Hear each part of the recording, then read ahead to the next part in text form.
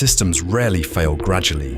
They fail suddenly and often unexpectedly. The Asian financial crisis in 1997. Currencies collapsed across Southeast Asia. Capital fled. Entire economies contracted within months. The global financial crisis in 2008. Mortgage markets in the United States triggered a global banking crisis.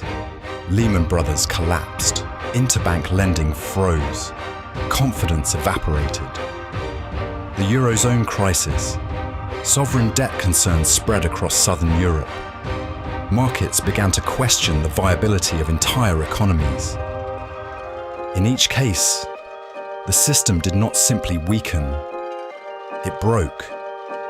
Because systems are built on assumptions, and crises expose when those assumptions are wrong.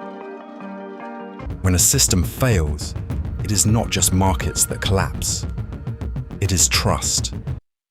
Trust between banks, trust in currencies, trust in institutions, and most importantly, trust in the rules.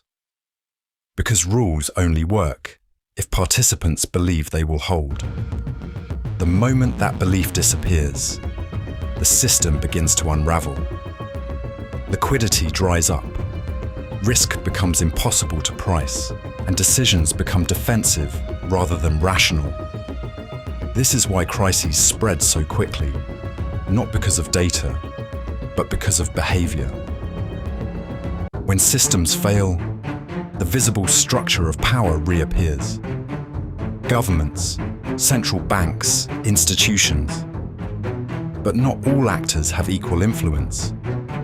Central banks become dominant. They provide liquidity, stabilize currencies, coordinate interventions. In 2008, central banks acted together. The Federal Reserve, the European Central Bank, the Bank of England.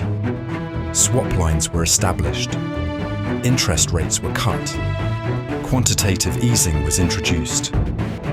These actions were not part of normal policy.